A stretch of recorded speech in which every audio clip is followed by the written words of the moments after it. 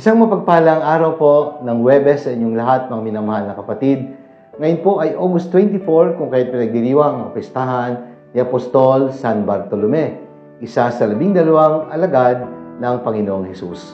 At ngayon po ay pinagdiriwang ng bayan ng Carlan dito sa Laguna ang kapistahan sa karangalan ni San Bartolome. Kaya pinapaabot ko po ang pagbati ng Happy Fiesta kay Father Dodi Arupo, sa kanyang katuwang na paring likod, Father Jerry Basa, at sa lahat po ng mga taga ng Carlan, maligayang kapistahan po sa inyong lahat. Binabati po namin ang mga viewers and followers of the Daily Gospel Reflection, ang mga deboto ni San Antonio ng Padua. Sa Nagcarlan po, marami pong deboto si San Antonio dyan. At ang aming pong mga benefactors na walang sawang tumutulong sa pangailangan ng pambansang dambana ni San Antonio, members ng Samang Bukas Palad ni San Antonio, 1000 Club of St. Anthony, maraming salamat po. Kayo po ay aming ipinagdarasal. At welcome po sa ating Daily Gospel Reflection. Mga kapatid, sama-sama po nating pagnilayan ang mga salita ng Diyos mula sa Ebanghelyo sa kapistahan ni Apostol San Bartolome.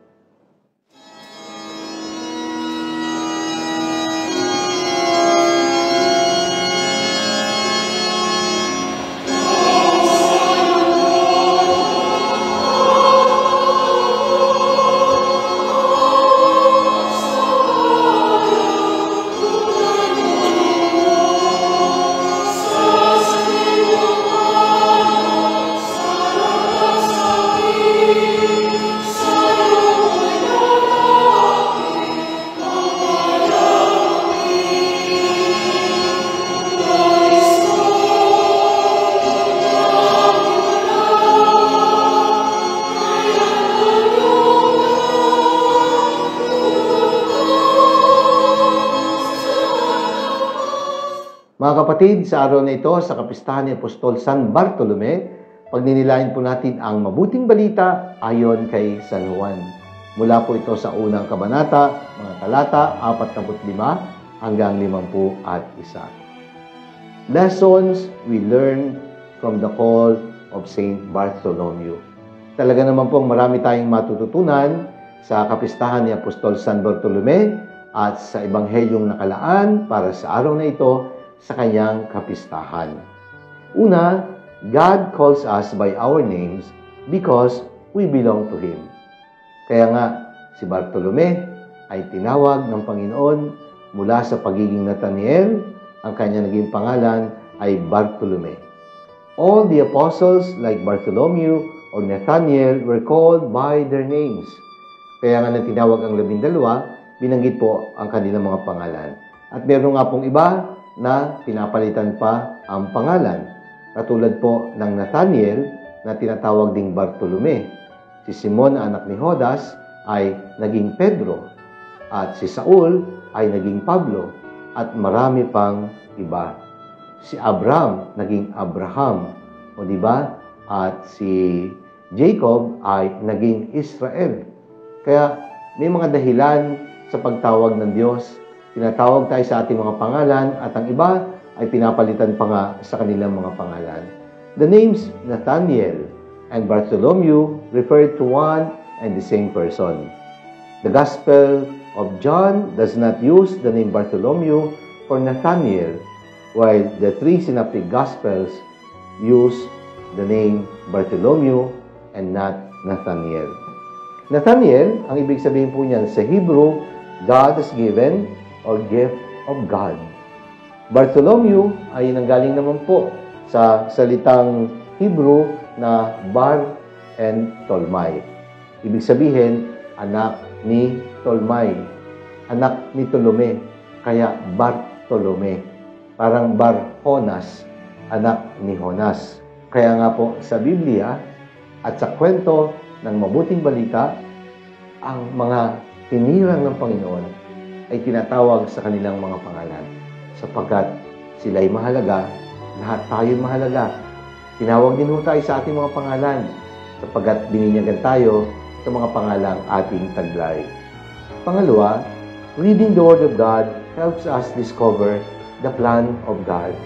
Kaya sinabi po ni Felipe kay Bartolome or Nathaniel, natagpuan namin ang Mesiyas ang tinutukoy ni Moises na nakasulat sa mga batas at sa mga propeta. Diba? Ito pa lang si Felipe nagbabasa ng Biblia.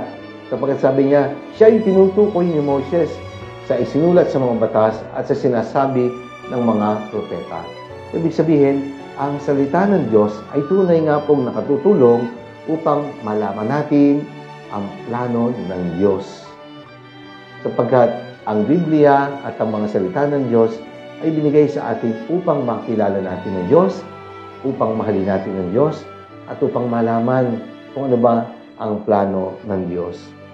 Philip supported his news to Nathanael with what is written in the Word of God. Kaya, yung ating pangangaral po, dapat ay inspirado palagi ng mga salita ng Diyos. Kaya ang ating daily gospel reflection ay palagi pong inspired ng salita ng Diyos mula sa mabuting balita.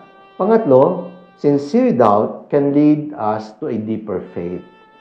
Sabi kasi ni Nathanael or Bartolome, bakit? May mabuti bang manggagaling sa Nazareth? Ang sabi po ni Felipe, di halika, tingnan mo.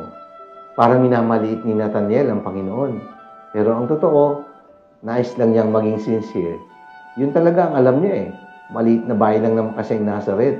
Sino nga ba naman ang manggagaling na sikat at magaling sa lugar na iyon?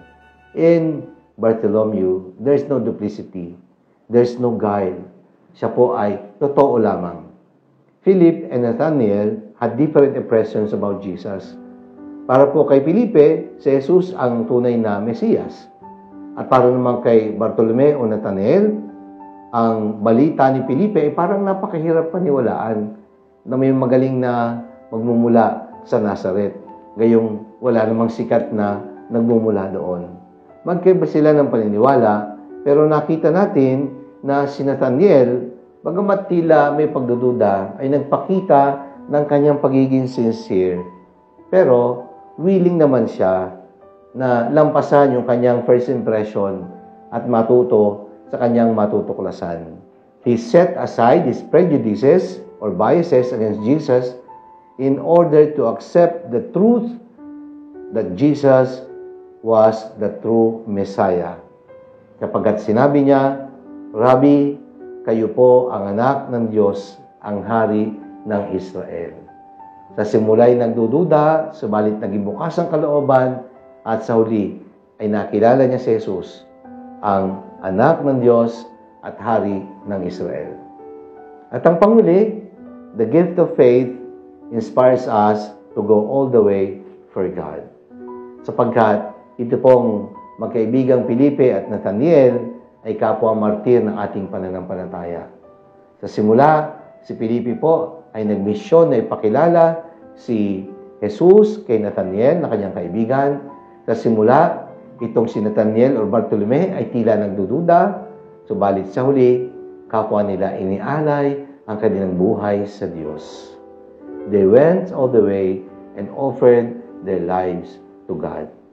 Kaya sa buhay ng apostol na pinararangalan ngayon, sana po ay matuto tayo ng mga aral para sa ating ikalalago sa buhay kabanalan.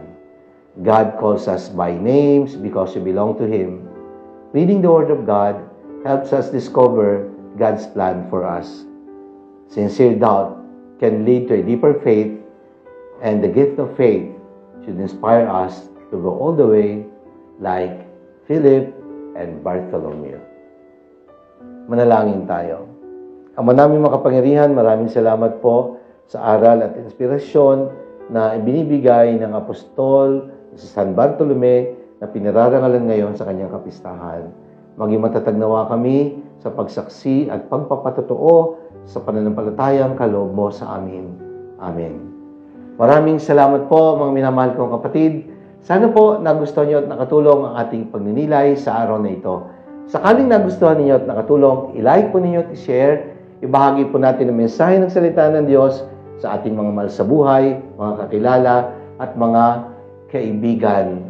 At sa darating pong September 23, ako po ay nag-aanyaya sa inyo. Manood po kayo ng post-birthday concert ng inyong lingkod. Ito po ay para sa pagpapagawa ng sacristy ng ating simbahan at para po sa karagdagang pondo ng Commission on Family and Life na ako din po ang Commission Director. Sana po bumili kayo ng ticket, suportahan po nyo ito. September 23, a post-birthday benefit concert po ni Father Emil. Alas 7 po ng gabi sa loob po ng simbahan sa Parokya at Dambana ni San Antonio ng Padua. Nood po kayo, bili po kayo ng tickets at tulungan nyo kami sa aming proyekto. Maraming salamat po at pagpalain tayo ng makapangyarihan Diyos Ama, ng Anak, ng Espiritu Santo. Amen.